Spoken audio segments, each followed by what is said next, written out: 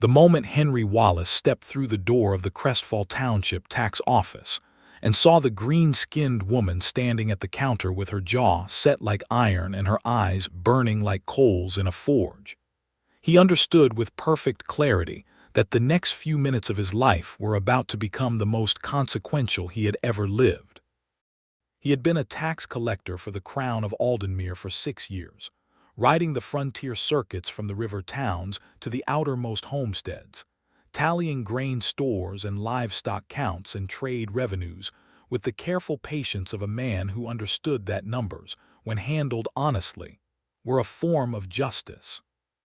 He was 28 years old, lean from the road, with sun-darkened skin and ink-stained fingers, and a quiet kind of handsomeness that he had never thought much about. He wore a brown wool coat and carried his leather ledger under one arm, and he had ridden 3 days through cold autumn rain to reach Crestfall, and none of that had prepared him in the slightest for Yash Earthshaker. She was tall, nearly a full head taller than him, with the broad-shouldered, densely muscled build of Orc heritage, and the kind of presence that made the air in a room feel different. Her skin was a deep, warm green, the color of oak leaves just before summer peaks, and her dark hair was thick and long, braided back from her face with strips of leather. Her tusks were modest by Orc standards, curving slightly upward from her lower jaw, polished smooth, and her eyes were an extraordinary amber color, the kind that caught light and held it. She was wearing a rough-spun linen shirt, earth-brown trousers tucked into heavy work boots, and a leather vest that had seen considerable use. Her hands were on the counter, and those hands were large and capable, and currently pressing down so hard against the wooden surface that Henry could see the grain of the wood bowing slightly. Between her and the counter stood Assessor Pell, a thin, sour-faced man with ink on his sleeve and a self-important stoop to his shoulders, and Assessor Pell had just reached for his ledger. That was when she growled. It was not a metaphor. It was not an exaggeration for the purposes of polite storytelling. It was a real, low, rumbling sound that rose from somewhere deep in her chest and rolled across the office like distant thunder, and it made every hair on Henry's arm stand up straight. Assessor Pell jerked his hand back from the ledger as though he had reached for a hot kettle. The 2 clerks behind him both took a step backward simultaneously. Henry set his saddlebag down quietly by the door and took in the scene. On the counter between Yash and Pell was a pile of documents, land deeds by the look of them, handwritten in the cramped legal script of the frontier offices, and beside those documents sat Pell's tax ledger, and the ledger was open to a page where Henry could already see from across the room that the numbers had been written very freshly indeed. The ink was still dark, too dark. The rest of the ledger page was the faded gray-brown of older entries. "Those numbers are wrong," Yash said, and her voice, when it was not growling, was low and controlled and held an accent that spoke of the eastern Orc settlements near the Greymere Hills. "I have paid my land tax for 3 years running. I have the receipts. I have them right here." She slapped a folded packet of papers onto the counter. They were tied with twine, and the edges were worn soft with handling, the way papers get when someone has kept them very carefully for a very long time. Pell smoothed his lapels with the dignity of a man who believed his title protected him from all inconvenience. "The previous assessor's records show an outstanding." "The previous assessor is dead," Yash said. "He died last winter of lung sickness. His records were verified by the district office. I have the verification letter. It is in that packet." "Be that as it may," Pell said, reaching again for the ledger, "the current assessment reflects," she growled again, louder this time. Henry walked forward. He did it without planning to, which was unusual for him because he was by nature a planner. He walked to the counter, set his own ledger down beside Pell's, picked up Pell's ledger and looked at the page. The numbers were wrong. He could see it in 8 seconds of reading. They were not slightly wrong, the way numbers sometimes were due to honest miscalculation. They were wrong in the specific way that suggested Pell had looked at an Orc woman who lived alone on a frontier homestead and had decided that she was unlikely to have her paperwork in order and would be too intimidated to argue. Henry had been a tax collector for 6 years, and he had seen this before. He did not like it. "Assessor Pell," he said pleasantly, "I believe there's been a clerical error." Pell turned and looked at him with the expression of a man who has been interrupted by a junior colleague at the worst possible moment. "Wallace, I wasn't aware you'd arrived. Just rode in." Henry kept his voice perfectly mild. He turned the ledger so it faced Pell and pointed to the new entries. "These figures don't match the receipts. The paid tax dates align with the district records, and the verification letter is right here." He tapped the packet of papers Yash had brought. "Would you like me to reconcile the accounts while I'm here, or would you prefer to handle it yourself?" There was a long pause. Pell looked at Henry, then at the ledger, then at Yash, who was watching Henry with an expression he couldn't quite read, something between suspicion and surprise, held very carefully behind a perfectly composed face. "Fine," Pell said tightly. "Reconcile them." Henry spent the next 45 minutes at the corner table with Yash's receipts and the district records and Pell's ledger and a cup of very bad tea that one of the clerks brought him, cross-referencing entries and correcting figures with the methodical pleasure of a man who loved nothing more than making numbers tell the truth. He was aware, throughout this time, of Yash standing near the counter watching him, and he found that awareness surprisingly difficult to ignore. When he was done, he carried the corrected ledger to the counter and set it in front of Pell. "Miss Earthshaker's account is current," he said. "There is no outstanding amount. The land rights on her claim are fully paid and properly recorded." He looked at Pell steadily. "I'd recommend the correction be filed with the district office this week." Pell's face was the specific shade of red that comes from swallowed anger. "As you say, Wallace." Henry turned to Yash. He found that she was closer than he had realized. She had moved to stand just at his shoulder while he'd been delivering the verdict to Pell, and now they were face to face, and her amber eyes were studying him with an intensity that made him feel like he was being measured for something he hadn't been told about yet. "Your records are in order," he said. "Your land rights are secure. I'm sorry for the trouble." She looked at him for a moment that stretched slightly beyond comfortable, then she picked up her packet of papers from the counter, tucked them under her arm, and said, "Why did you do that?" It was a direct question with no social cushioning around it, and Henry found he liked the directness. "Because the numbers were wrong," he said. "Pell has been assessor here for 2 years," she said. "He has done this twice before, not to me, to others." "I know," Henry said. "I've heard." Something shifted in her expression, a fractional softening that she visibly and deliberately controlled back to neutral. "You will ride on to the next circuit stop," she said. "He will still be here." "I'll be filing a report with the district office," Henry said, "about the clerical errors." She looked at him again with those long, measuring amber eyes. Then she nodded once, a small, precise acknowledgement, and she walked out of the tax office without looking back. Henry stood at the counter for a moment, listening to the sound of the door settling shut behind her, and then he picked up his own ledger and went to find somewhere in Crestfall to spend the night.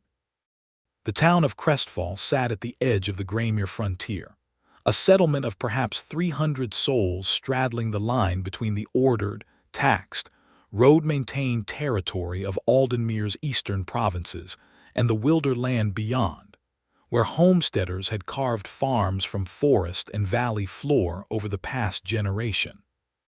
It had a market square, 2 inns, a blacksmith, a chandler, a dry goods store, a sawmill, and a population that was, by the standards of more established towns, notably diverse human settlers from the western provinces, a handful of dwarf craftsmen who had come for the quality of local iron ore, and a small but established orc community that had been in the Graymere Hills longer than Aldenmuir's eastern expansion had existed.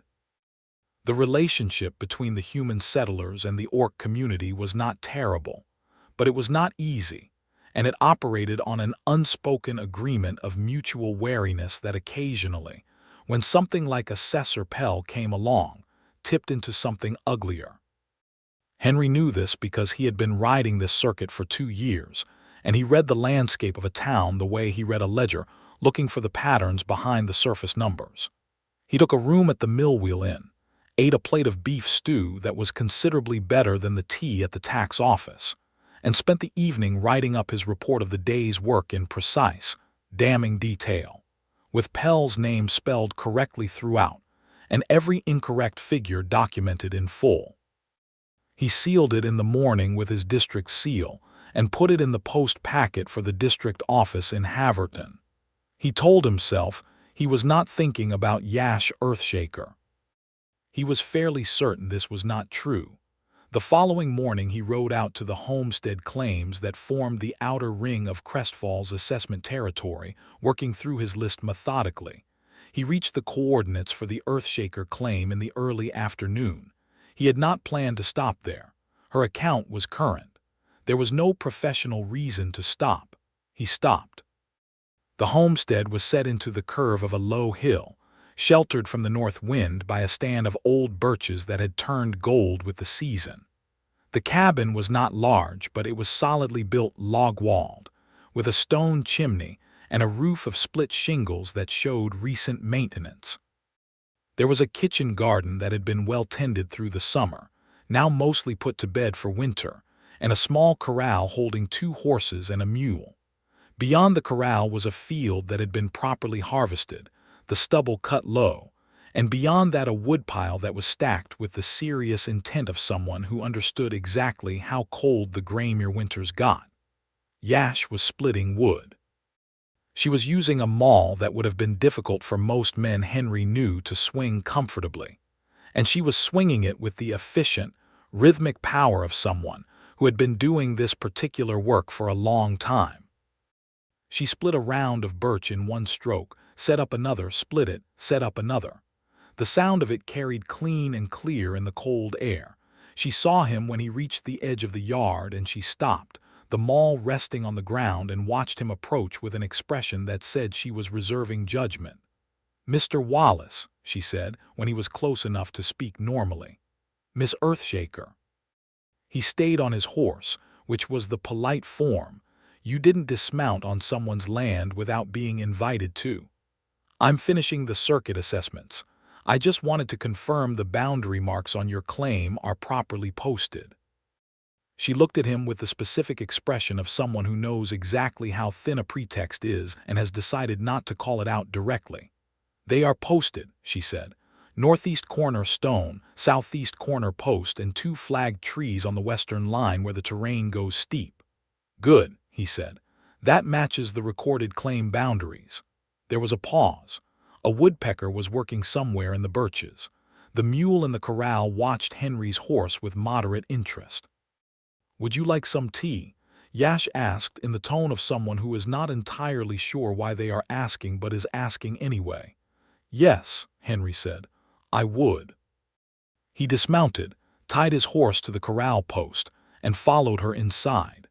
The interior of the cabin was warm and orderly and interesting in the way that spaces become interesting when they reflect a person's actual life rather than a performed version of it. There was a good-sized hearth with a cooking crane, a solid table of hand-hewn oak, shelves along one wall that held a mixture of practical supplies and items that were clearly personal, a carved wooden figure of an orc warrior, painted in faded colors that suggested it was old, a row of jars containing dried herbs, a book with a cracked spine. The bed in the corner was framed in carved wood, the carving done in a style that Henry recognized as traditional Graymere orc craftwork, geometric patterns that represented clan lineages.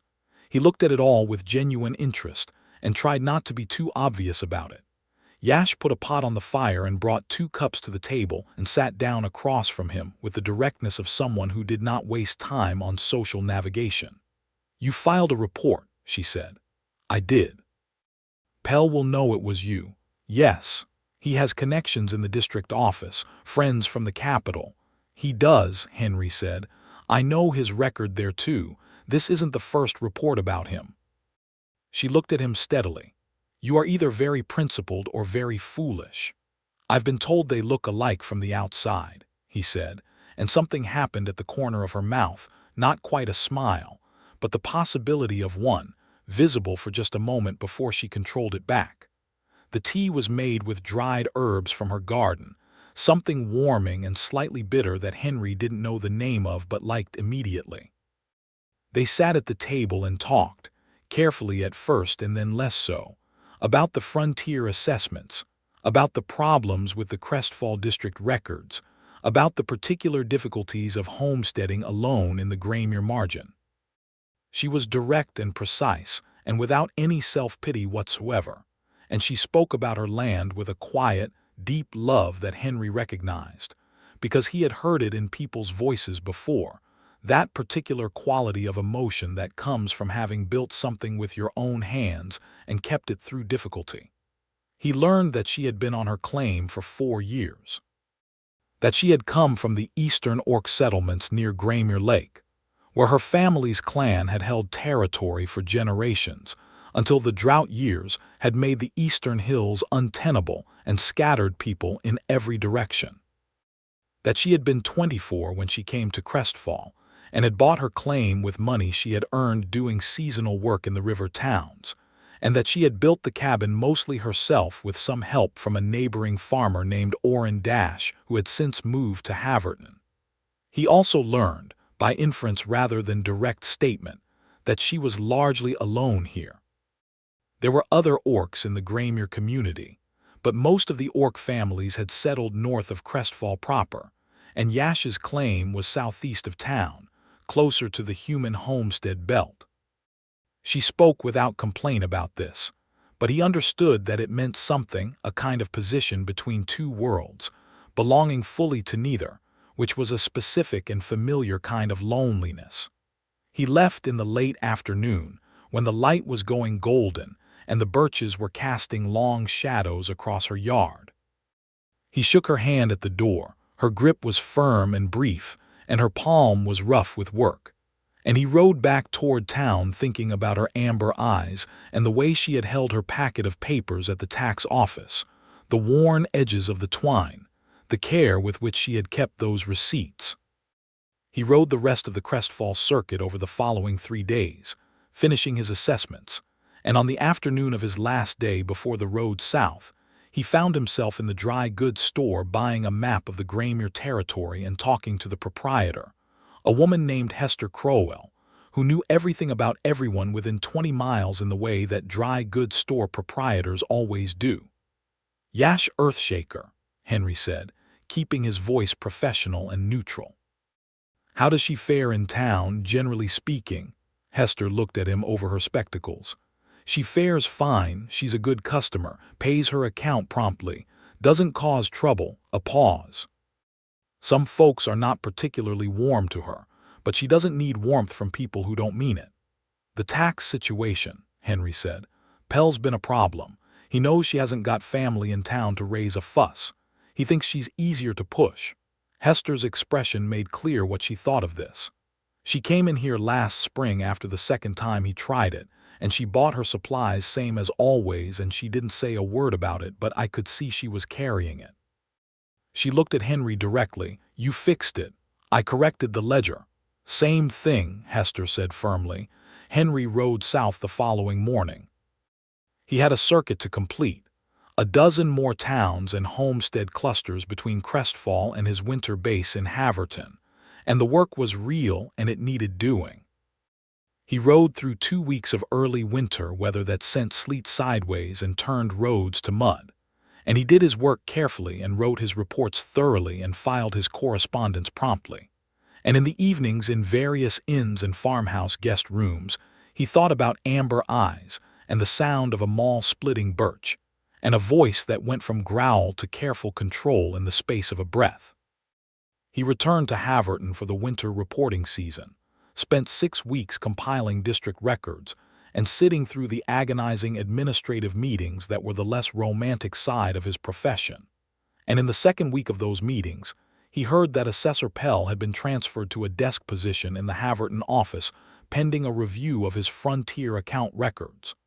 Henry considered this and said nothing, and felt a quiet, specific satisfaction. He began the spring circuit in late first month, when the roads were bad but passable, and the homesteaders who had been snow-isolated for months were ready for the human contact that a tax assessor visit provided along with its official purpose. He rode the southern loop first, spent 4 weeks working through river town accounts, and then, in second month, turned north toward Crestfall.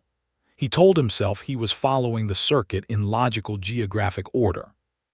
The circuit did, in fact, run north through Crestfall on the return loop. He rode into Crestfall on a morning that was cold and bright and smelled of thawed earth, and he went directly to the tax office, where a new temporary assessor named Brem was doing his best with limited resources, and a cheerful acknowledgement that he didn't entirely understand the district filing system. Henry helped him for 2 days, setting the record straight, and on the second evening he walked to Hester Crowell's store and bought a bag of the dark tea blend she stocked, the same kind Yash had made in her cabin, and he stood at the counter for a moment. "She was in last week," Hester said, without looking up from her account book. "How is she?" Henry said. "Well enough. Winter was hard." Roof held. Hester finally looked up. "Are you going out there?" "I need to verify the spring land markers," Henry said. Hester looked at him for 3 full seconds. "Henry Wallace," she said, "I have been running this store for 22 years, and I can tell the difference between a man doing his job and a man trying to find a reason to do his job somewhere specific." Henry paid for his tea and left. He rode out to the Earthshaker claim the following morning.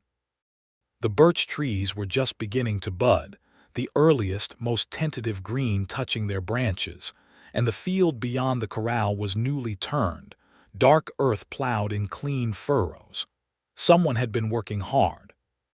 Yash was in the garden when he arrived, turning compost into the beds along the south-facing wall of the cabin. She looked up when she heard his horse, and she was still for a moment, and then something happened in her expression that he had not seen there before, a kind of involuntary warmth that she covered quickly, but not quite quickly enough. "Mr. Wallace," she said. "Miss Earthshaker." He dismounted without being invited this time, because something between them had shifted enough that he felt the invitation was implied, and he tied his horse and walked to where she was standing. "Spring planting." "It does not plant itself," she said. "No," he agreed. He looked at the turned beds, the careful rows. "You expanded the garden." She looked briefly pleased that he had noticed. "Added another 40 feet on the east side. The soil is good there." She looked at him. "Pell is gone. He was transferred. Because of your report." "Partly. He had other reports against him." She considered him. She was wearing a worn work coat today. The collar turned up against the spring cold, and her braid was loose and coming partly free of its leather tie, and there was a smudge of compost on her jaw, and Henry thought she was the most compelling person he had seen in as long as he could clearly remember. "Come inside," she said. "I will make tea."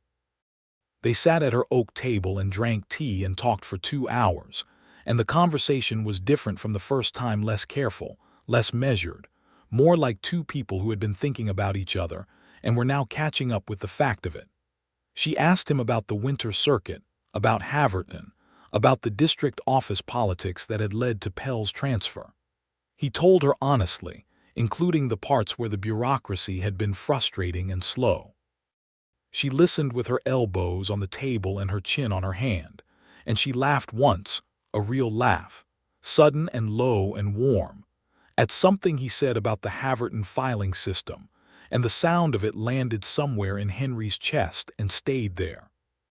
He came back the following day, without professional pretext, and they walked her field boundaries together, and she showed him where she planned to expand her grain plot, and where the spring flooding had eroded the southeast corner of her land and what she intended to do about it. And he listened to her plans with the attention they deserved. And then he helped her move the rocks she had pried out of the new garden bed because they were heavy and there were a great many of them, and there was no reason to make her move them alone when he was standing right there. His hands blistered. He had inkworker's hands, not laborer's hands, and moving rocks showed the difference. She looked at his palms at the end of the afternoon with an expression of dry amusement. "Town hands," she said. "I can see that," he said ruefully.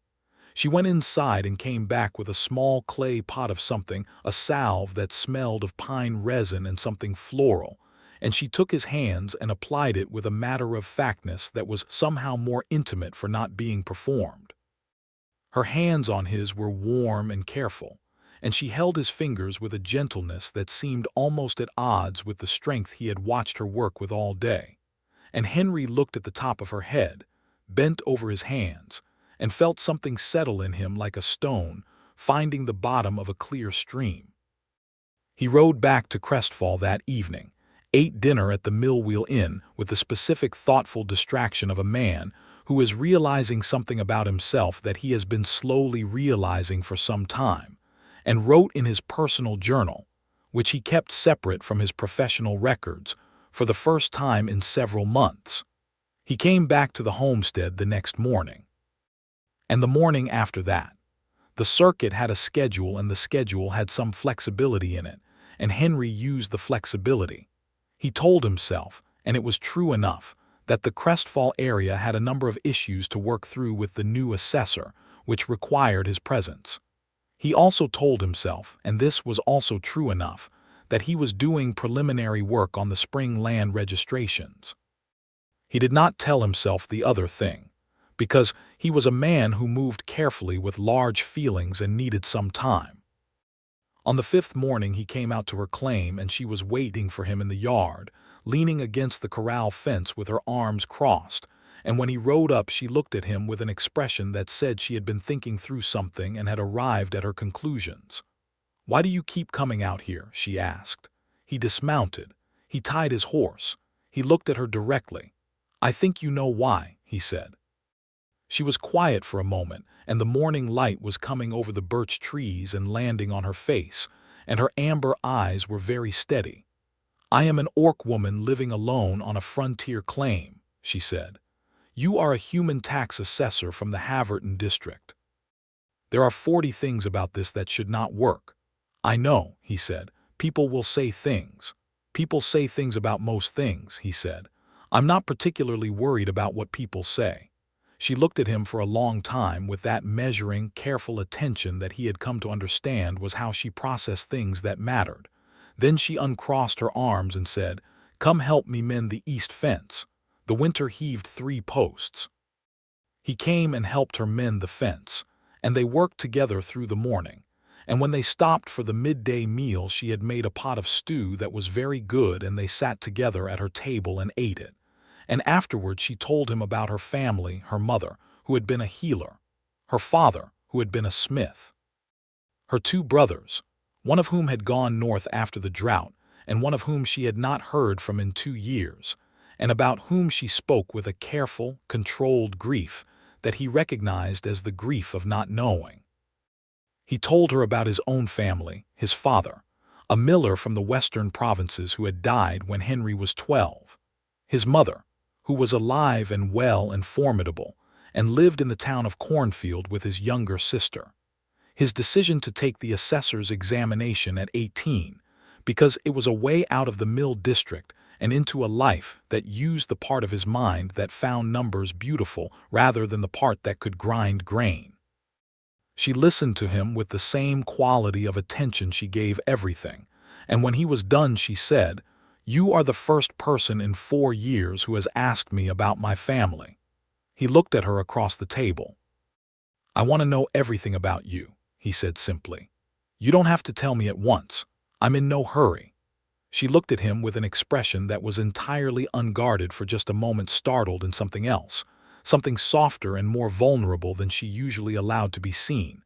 And then she looked down at her cup and was quiet for a while, and he let the quiet be, because he understood that she was someone who needed room to process and that the room itself was a form of care.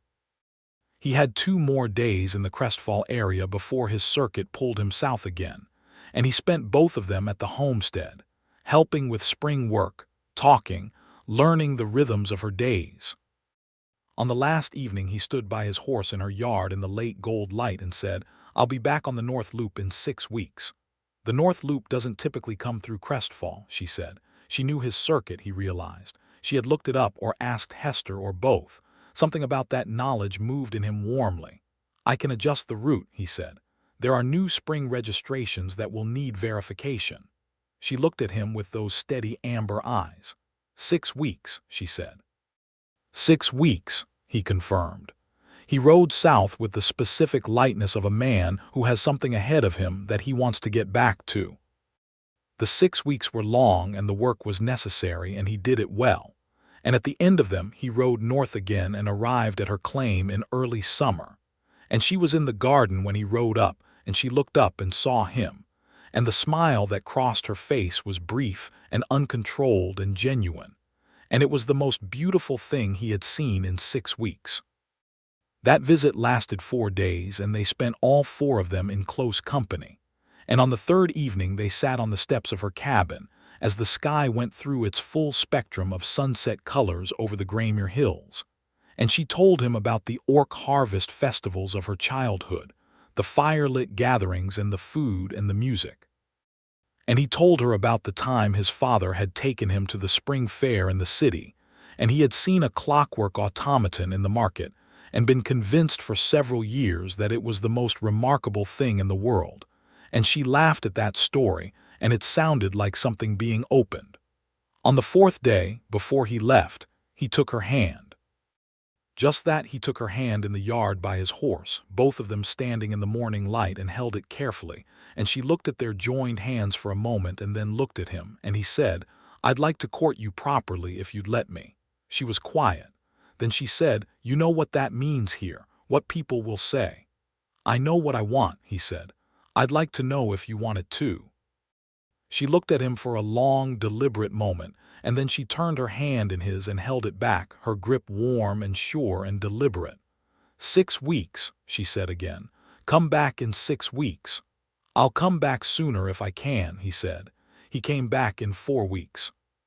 He had rearranged 2 segments of his circuit with ruthless efficiency, and the creative interpretation of verification visits. That would have made his district supervisor raise an eyebrow, and he arrived in Crestfall on a Tuesday afternoon, and was at her gate by Wednesday morning with a small package wrapped in cloth. She opened it at the table. It was a book, a natural history of the Graymere region, with detailed illustrations of the plants and animals and geological features of the territory she had made her home. He had found it in a bookseller in Haverton and had thought of her immediately, the way she talked about her land with that deep, attentive love, and he had bought it and carried it the full length of his circuit. She held it with both hands and looked at the illustrations for a long time. When she looked up, her eyes were bright in a way she did not try to hide. "Thank you," she said, quietly but with real weight. "There's a whole section on soil composition," he said, "for the garden." She looked at him for a moment, and then she did something he had not expected. She reached across the table and put her hand against his jaw, briefly, warm and careful, a touch that was both tender and grave. And then she withdrew it and looked back at the book.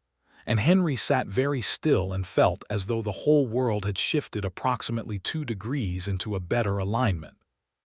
Over the following months, through the long summer and into the turn of autumn, he came back whenever his circuit allowed, which he made certain was often. He found legitimate professional reasons to spend more time in the Crestfall district than his standard rotation required. The new temporary assessor needed mentoring. The spring land registration records were a genuine mess that required systematic correction. The district office had requested a supplemental survey of the northeastern homestead claims. All of these things were true. None of them fully explained the frequency of his visits to a particular southeast-lying claim on the frontier margin. The people of Crestfall noticed. He had expected this and was prepared for it, though what he had not fully anticipated was the variety of the reactions. Hester Crowell was entirely supportive and made this known in the specific way of a dry goods proprietor, who is also the social center of gravity of a small town. She served them both tea when they came in together and talked to them as a unit, and made it clear by her manner that she found nothing irregular in the arrangement. The new assessor Brem, a good-natured man with no particular prejudices and a pragmatic frontier outlook, shrugged and said he thought Yash Earthshaker was a fine woman, and Wallace was clearly not an idiot. A minority of the human settlers were less comfortable. One of them, a farmer named Cutter who had the specific brand of territorial small-mindedness that frontier life sometimes produced in lieu of virtue, made a comment at the mill wheel in one evening that reached Henry through the ordinary mechanism of a town where everyone knew everything. The comment was crude and dismissive, and touched on both Yash's species and her gender in ways that Henry found viscerally unacceptable.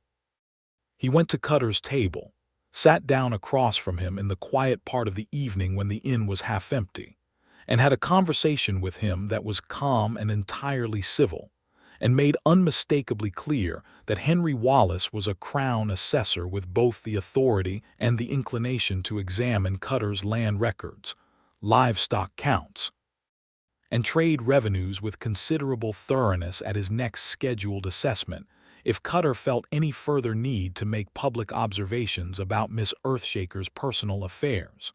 Cutter said nothing further publicly.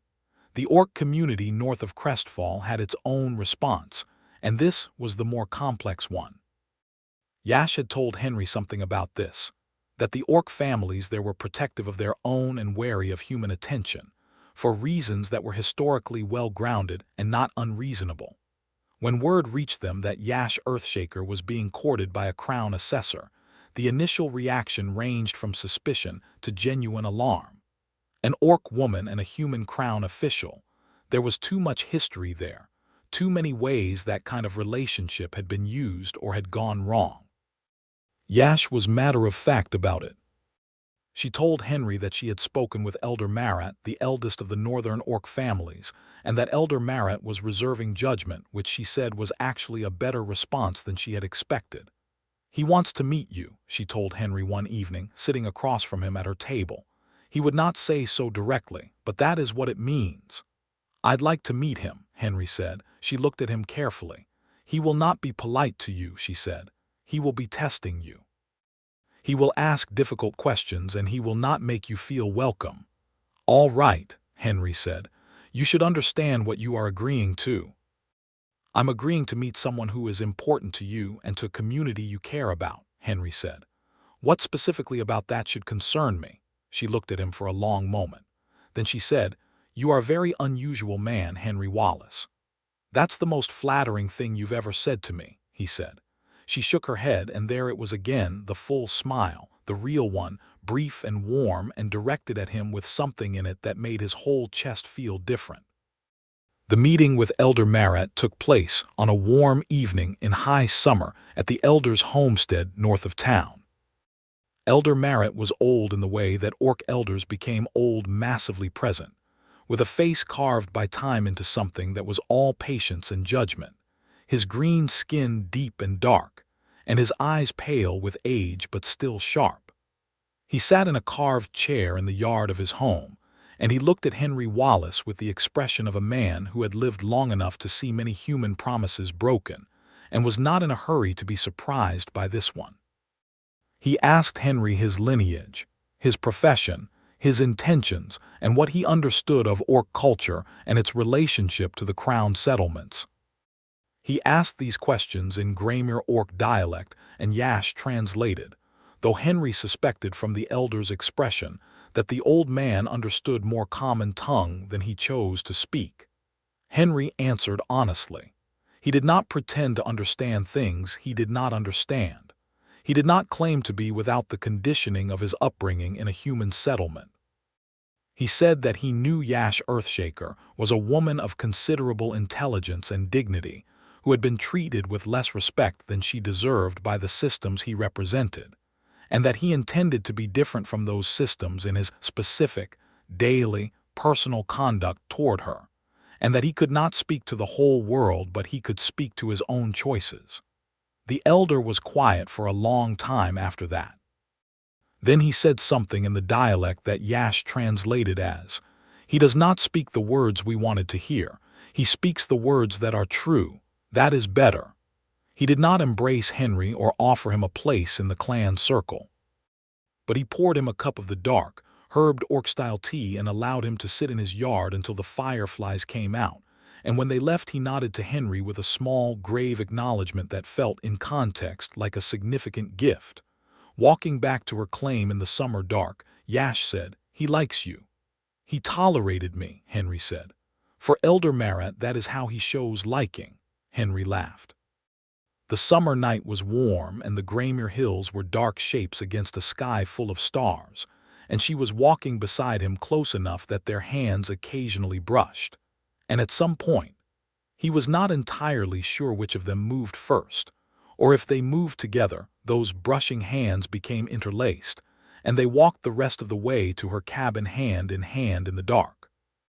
At the gate she stopped and turned to him, and the starlight was on her face and her amber eyes were very soft, and he thought about all the things he wanted to say, and then he said none of them, and instead he stepped forward slowly, giving her all the room to stop him, and he kissed her. It was gentle and careful, and she was still for just a moment, not pulling back, just feeling it.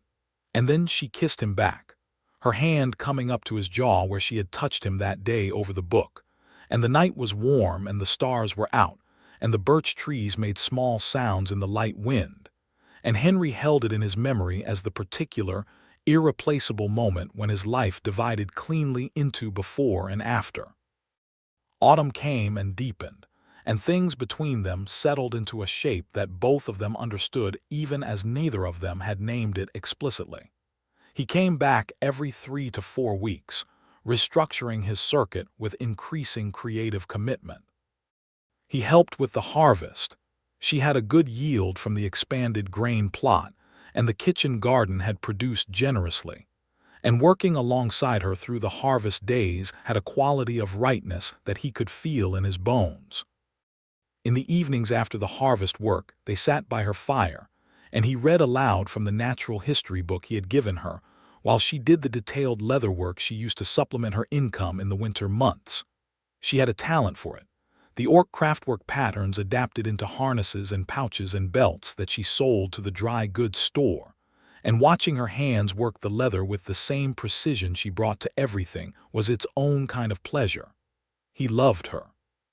He had known it for some time and had been sitting with the knowledge carefully, the way you sit with a large and serious thing before you speak it.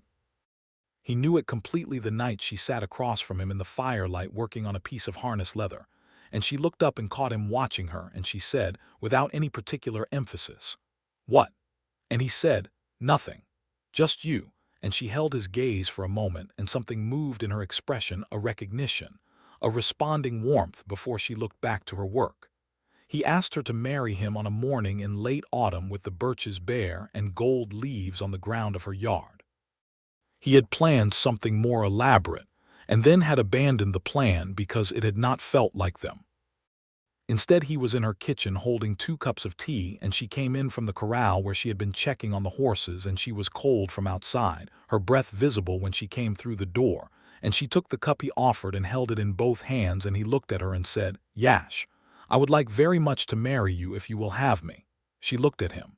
She put her cup down on the table very carefully. She said, "Henry Wallace." "Yes," he said. "We have not spoken of this." "I'm speaking of it now." She studied him for a long moment, that measuring, amber-eyed attention all the way through. Then she said, "There are people in this town who will never accept it." "Yes," he said, "the district office may create difficulties. I will manage the district office. My community will require time. I have time. You should know clearly what you are choosing," she said, "not the feeling of it, but the reality, the daily reality." "I know the daily reality," he said. "I've been here for most of it for the past several months." He looked at her steadily, holding his cup. "I love you. I want to build a life here with you. I want to help you with this land and be here when the winters are hard, and be the person you come home to and the person who comes home to you. That is what I want. All of it." The silence was long enough that he had time to feel the full weight of the moment. Then Yash said, "Yes, just that." Quietly and completely and without qualification, with her amber eyes very bright and her face entirely open, for once no careful control, no reserve, just her, fully present. "Yes," she said, "I will marry you." He crossed the kitchen in 2 steps and held her, and she let him, her arms coming around him with a strength and warmth that felt like being held by something permanent. And he pressed his face against her shoulder and felt, with absolute clarity, that he was exactly where he was supposed to be.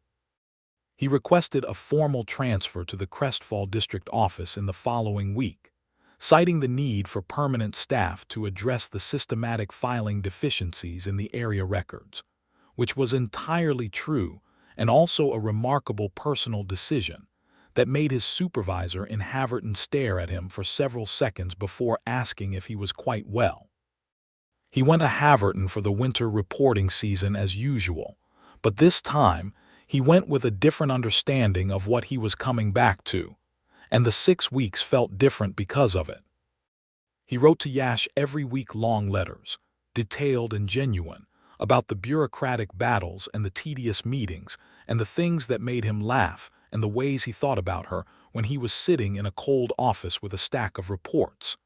And she wrote back in a handwriting that was dense and careful, and contained observations about the land and the winter and the town that were worth reading 3 times.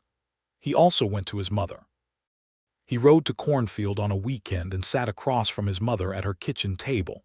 She was a broad, sharp woman with his same dark eyes and none of his patience, and he told her about Yash Earthshaker and who she was and what Henry felt about her and what he intended to do. His mother was quiet for a long time. Then she said, "Is she a good woman?" "She is the best person I've met," Henry said. Another long quiet.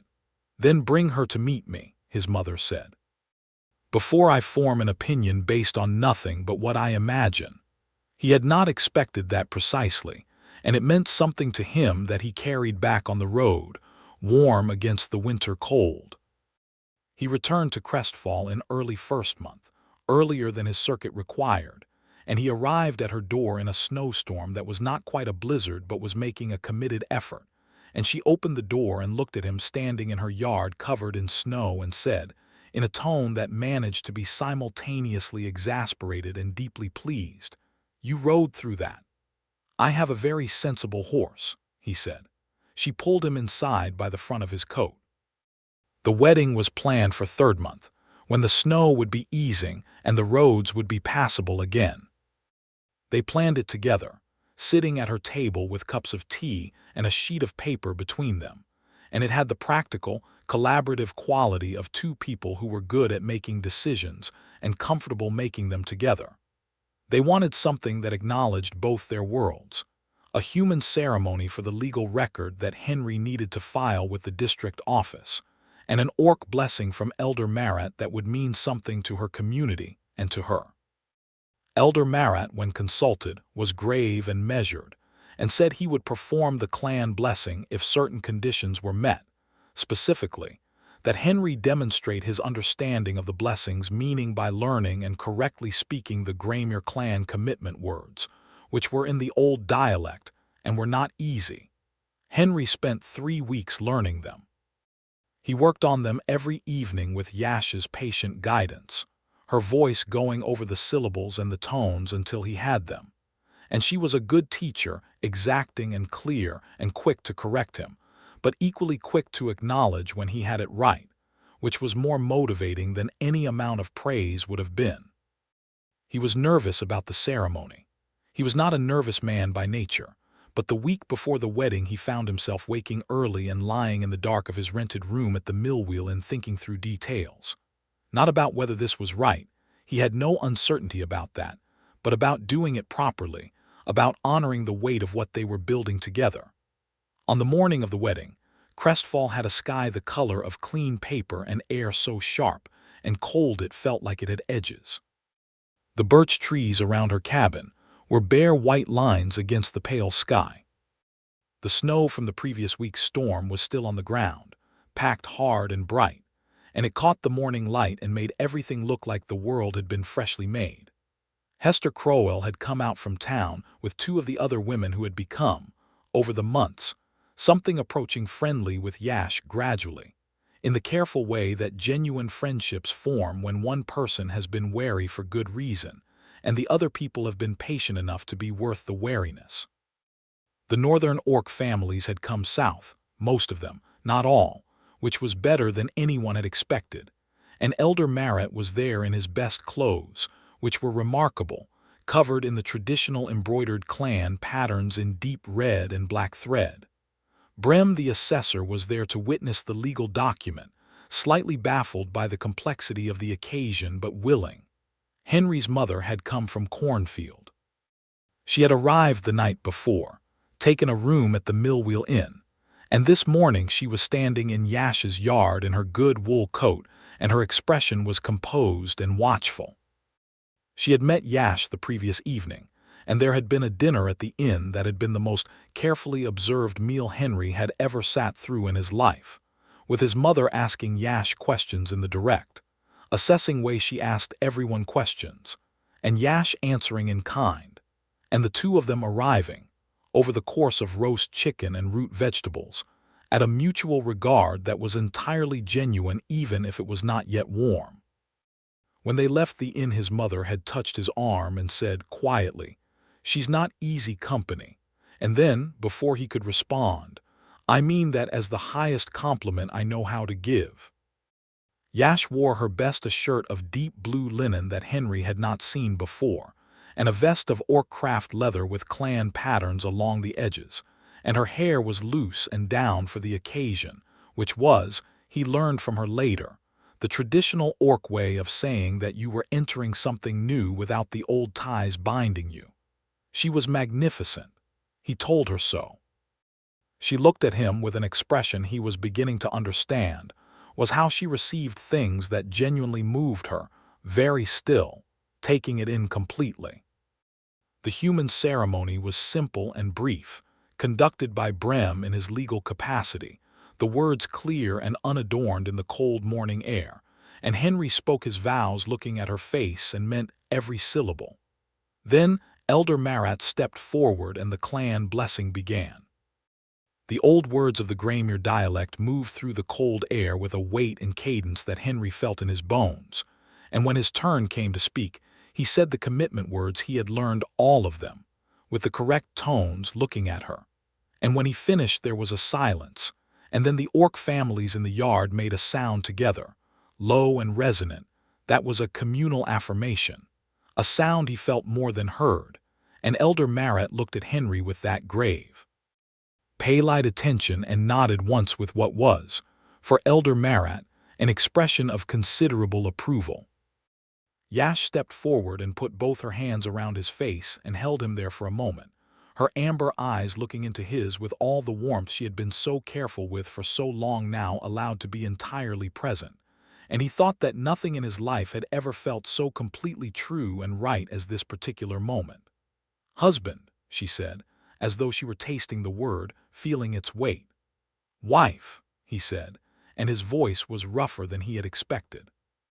They kissed, and the assembled company made various appropriate noises, and Hester Crowell was openly weeping in the way of a woman who does not apologize for being moved by things that are worth being moved by. The celebration lasted through the afternoon and into the evening, and it was the kind of gathering that happened when a community celebrated something that actually mattered: food and fire, and the specific ease that comes when people let themselves be happy together. His mother sat with Elder Marat for a considerable time, communicating in their shared lack of common language through gestures and expressions and the universal vocabulary of strong opinions, and appeared to reach some kind of understanding. Henry's mother left the following morning and took her leave of Yash with a formality that was, he knew, her version of warmth, a clasp of the hands and a direct look, and a statement that she expected them for the harvest festival in Cornfield this year. Yash received this with equal formality and said that they would come, and meant it. Then the guests were gone, and the snow-bright morning was quiet around the cabin, and Henry Wallace and Yash Earthshaker were alone on her homestead, which was now their homestead, for the first morning of their married life. She stood in the middle of her kitchen, their kitchen, and looked around it with a particular expression, as if she were seeing it differently. "All right," he asked. She turned and looked at him, and her face was completely unguarded in the way it only was with him, and she said, "I did not think this would happen. For a long time I did not think this was something that could happen for me." A pause. I had made my peace with it. He crossed the kitchen to her and took her hands in his. "What did you think would happen?" he asked. "The land," she said. "The seasons, the work, alone." She looked at their joined hands. "It was enough. I had made it enough." "And now," he said. She looked up at him. "And now it is more," she said. "It is much more." He pulled her in and held her in the quiet of the winter kitchen, and she rested her head against his, and they stood there together in the warmth of the fire while the clean, cold light came through the window and lay across the floor. The spring that followed was the fullest Henry had ever known. He had moved into the homestead officially, bringing his few personal possessions, his professional ledgers, his books, his good winter coat, a box of his mother's letters, and integrating them into the life of the cabin in the organic way of two people who knew how to share space. He kept his district assessor position, now formally based in Crestfall, which meant less circuit travel and more local work, which suited him. He made the 40-minute ride to the Crestfall office 3 days a week and worked the homestead the other days. The work of the homestead was abundant and real, and he learned it properly, not as a visitor helping but as a person whose livelihood and home were bound to it. He learned to handle her mule, which had strong opinions. He learned the soil of their particular piece of land, where it ran rich and where it went thin and sandy, and what each section needed. He learned the wood splitting in the honest way, developing the calluses and the muscle memory that turned effort into efficiency. And when he finally split a round of seasoned oak cleanly with a single stroke, she was watching from the corral, and she said nothing, but she nodded once with that specific expression that was her version of high praise, and he felt disproportionately triumphant. She taught him things about the Graemere land and the orc understanding of it, how to read weather in the hills, how to identify the plants that marked underground water, the seasonal patterns that told you how the winter would be from the behavior of certain animals in autumn. She taught him not as a teacher condescending to a student, but as a person sharing something they loved with someone they trusted, and he received it the same way. The district office had required some navigation. Henry's formal request for transfer had been processed, but there had been a senior official named Hardwick who had made pointed observations about the nature of Henry's personal situation in the Crestfall district. Henry had gone to see Hardwick in person, sat across his desk, and explained clearly and without apparent emotion that his personal life was his own business, and that his professional record was available for inspection and comparison with any other assessor in the district, and that if Hardwick had professional concerns about his work, those concerns were entirely welcome. But if he had social concerns about Henry's marriage, those concerns were not. Hardwick had said nothing further. Henry's transfer had been confirmed. In the orc community to the north, the change came more slowly and more genuinely. Elder Merritt died in the autumn of their first married year peacefully, in his sleep, at a great age, and his death was a loss that Henry felt as a real grief, having come to understand the weight of the old man's acknowledgement and what it had meant in the context of Yash's life. He attended the elder's death ceremony with Yash and stood in the orc tradition through the long night vigil, and the families around them allowed it, and that allowance was its own kind of welcome. The new community elder was a woman named Fira Strongbow, younger and more outward-facing than Marat had been, and she and Yash had known each other from girlhood, and the relationship between them was warm in the direct, uncomplicated way of people who had been through things together. Fira treated Henry with a friendly testing quality that she applied to most people she was evaluating, asking him difficult questions about crown policy with a direct gaze and listening carefully to the answers, and he came, over time, to appreciate her. Their first autumn together they went to Cornfield for the harvest festival as promised. His mother's house was warm and somewhat crowded, and his younger sister Ellie was there with her husband and their 2 small children, And the festival was loud and joyful in the human settlement way, full of music and market stalls and people in their autumn best. Yash walked through all of it with her characteristic composed attention, and Henry's mother and sister treated her with a mix of natural warmth and the occasional miscalibrated question that came from genuine unfamiliarity rather than ill intent.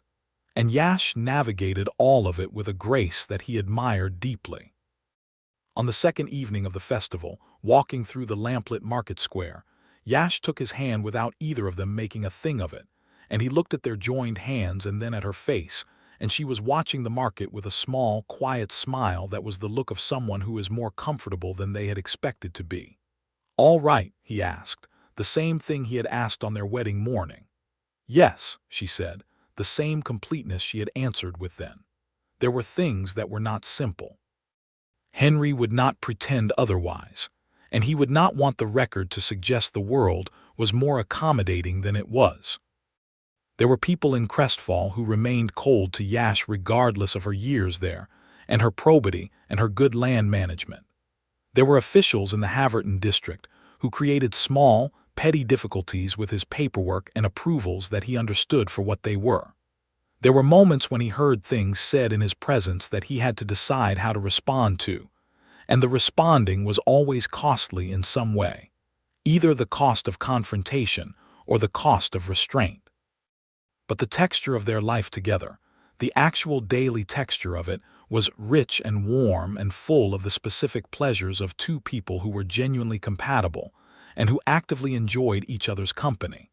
They worked well together. They talked well together.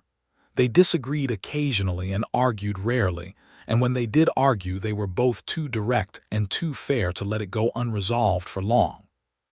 In the second spring of their marriage, Yash told him she was pregnant, and he sat at the kitchen table for a moment afterward in a stillness that was not silence so much as the absence of any thought at all, just the full weight of it filling him up, and then he stood and went to her and held her face in his hands and said, "Are you well? How do you feel?" "I feel," she said, in her precise way, "as though I have accomplished something very significant." He laughed and she laughed, and the laughter of the two of them together in their kitchen was one of the best sounds he had ever heard. The pregnancy was, by Orc standards, somewhat shorter than a human pregnancy. Yash had told him this early on, from a matter-of-fact medical perspective, and Henry had made sure to read everything he could find on the subject in the natural histories and medical texts available in the Crestfall Lending Library, which was not a great deal but was something. The Crestfall healer, a woman named Dr. Sands, who had worked the frontier for 20 years and had experience with Orc patients, was competent and practical and entirely unfazed. And between her and Yash's own considerable practical knowledge of her body and its needs, Henry's role was largely to be present and attentive, and to carry things that were heavier than advisable without being asked. He was present when their son was born. The labor was long and harder than he had been able to fully prepare himself for, despite all the preparation, and there were hours in it when he was afraid in a way that sat cold and still in him, while he held her hand and did the things that were useful to do. But Yash was fierce and focused, and Dr. Sands was competent, and when it was over and the boy was in the world dark-haired, with a faint green tint to his skin and his father's bone structure and his mother's wide amber eyes, Henry Wallace sat in the chair beside her bed and felt something give way in him, a wave of feeling so large it took him several minutes to be able to speak. She was watching him with tired, luminous eyes, the baby in her arms. "He is healthy," she said. "We are both well." "I know," he said in a voice that was not entirely steady. "I know you are. Henry," she said gently. He put his head down on her hand and held it, and she let him, running her other hand through his hair with the deep, sure tenderness that was her particular expression of love, not performed, not decorative, just completely real.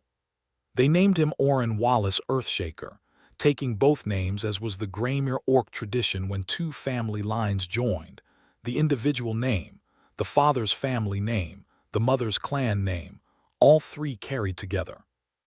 Oren was small and had strong opinions from his first hours, and grew into them steadily. And watching him become himself was something Henry could never adequately describe. The boy had his mother's directness and her physical confidence and something that was entirely his own, a bright, curious sociability, an interest in everything, a particular gift for climbing things that should not be climbed. He had the faint green undertone of his orc heritage that deepened slightly in summer and faded in winter, and small ear shapes that were marginally different from a fully human child, and his teeth came in with just the very beginning of the lower tusk formation that was his mother's heritage, not large but present. Henry loved him with a fullness that reorganized everything. When Oren was 18 months old, Yash told him she was pregnant again.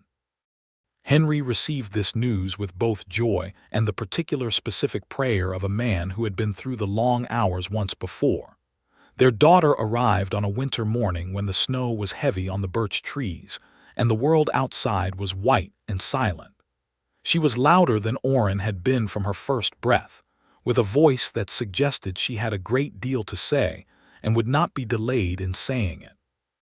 They named her Mara Ellie Earthshaker Ellie for Henry's sister, who cried when she was told, and for the Mara, which was a Graymere clan name meaning first spring water, and they meant both.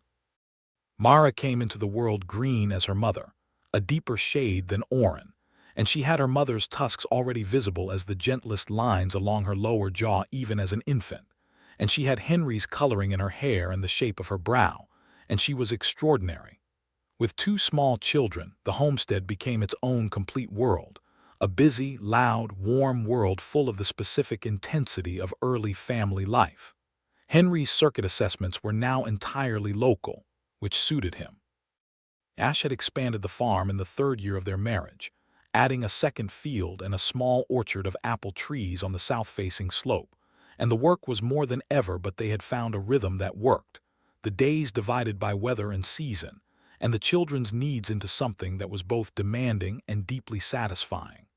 Oren's half-orc nature meant navigating certain things as he grew old enough to encounter them. Other children, primarily, and their varying responses to the person he was. Henry and Yash had talked about this at length, preparing themselves to help him, and they had also both made the specific, deliberate choices about the community they built around him. The families whose children knew Oren as Oren before they knew him as the half-orc boy. The northern orc families who knew him as one of their own. Aunt Fira Strongbow, who adored him and taught him the Graymere clan stories and called him Little Warrior, which made him insufferably pleased with himself. He started in the Crestfall Common School at 6, and it went largely well, with the normal complications of a child who is naturally confident encountering a social world with rules he was still learning. His teacher, a young woman newly arrived from the southern provinces named Myra Quell, was competent and kind, and treated him with the specific even-handedness of someone who had been taught to do this well. There were moments over the years when something happened that required Henry and Yash to sit across from a parent or a school administrator and have a direct, unflinching conversation about their son and what he was owed. Henry was very good at these conversations. He had a particular gift for being entirely pleasant while making clear that something was non-negotiable. Mara, when she reached school age 2 years after Oren, was entirely capable of handling herself and showed no signs of requiring her parents' intervention on her behalf, largely because she had developed, at the age of 4, a reputation among the children of her acquaintance as a person with very strong opinions about fairness and a voice that carried. The homestead grew and improved over the years with the steady accumulation of decisions and labor and good seasons and bad seasons weathered together. They added a proper root cellar in their 4th year and a second sleeping room for the children in their 6th year, and Henry built a small office onto the south side of the cabin in their 7th year, a room just wide enough for his desk and his shelves of professional records, with a south-facing window that let in enough winter light to work by. Yash looked at the office when it was done and said it was good, and coming from her that meant it was very good indeed. In their 8th year of marriage, Yash found her brother, not the one who had gone north. He had been located 3 years prior through a chain of correspondence that Henry had tracked through the district mail network with the patience of a man who was comfortable with careful, methodical work. That brother was alive and well in a settlement near the far northern coast, married with children of his own, and he and Yash exchanged letters several times a year, and he had come south once to visit and been welcomed onto the homestead, and had sat at their table and eaten Yash's food, and looked at his sister's husband and her children with an expression that told Henry everything about how much it meant to him to know she had this. The other brother, the one she had not heard from in 2 years when Henry had first met her, and from whom there had been no word in the years since, was found in the autumn of their 8th year through a chance encounter at a river market that Yash made the long trip south to for trading, where she heard his name from a trader who had come from the western Orc territories and knew an Orc man by that name who had settled there after years of wandering. He was alive. He had had years of difficulty, illness, displacement, the specific kind of grinding hardship that the Orc communities who had scattered in the drought years had often faced, and he was now settled and cautious, and not entirely certain he deserved to be found. Yash wrote him 6 letters over the following months, each one patient and direct and without any demand in it, and Henry read them over her shoulder when she let him, and thought that the letters themselves were the most complete portrait of who she was that he had ever seen, the love and the steadiness, and the complete absence of anything but genuine welcome. Her brother came in the following spring, thin and careful and watchful, and he sat at the oak table and looked at Henry and at the children and at the homestead and at his sister's face, and Yash put food on the table and sat down across from him, and did not make any of it smaller or larger than it was, just said, "You are here. That is enough." And her brother looked at her, and his face broke open in the way of someone who has been guarding themselves for a very long time, and Henry quietly took the children outside to check on the horses, so that brother and sister could have the kitchen to themselves. That brother stayed for the whole summer, helping with the farm work, playing with the children in the long evenings, slowly reacquainting himself with the world of family in the cautious way of a man who was rebuilding his trust in good things. He left in early autumn to go back to his western settlement, but he left differently than he had arrived, and he came back the following spring, and then the one after that, and in time the visits were simply part of the year's rhythm. Henry Wallace was 40 years old when he sat on the steps of his cabin on an evening in late summer and looked out at his land in the golden hour before dark, and felt the full, specific weight of his life as a thing he had chosen and built and tended. Yash was in the garden, which had expanded in their years together from the original beds to a generous, beautiful kitchen garden that was her particular ongoing creative project, tended with the deep attention she brought to everything she loved.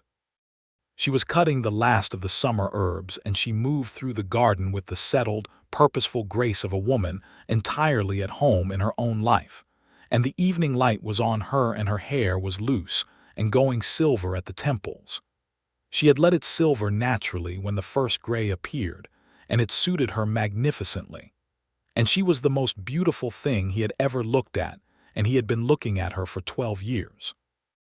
Orrin was at the far end of the field, working through the end of the evening chores with the efficient energy of a 14-year-old who had been raised on a working homestead and moved through physical work the way both his parents did, with the comfortable competence of someone who knew their body as a tool that worked well when used properly.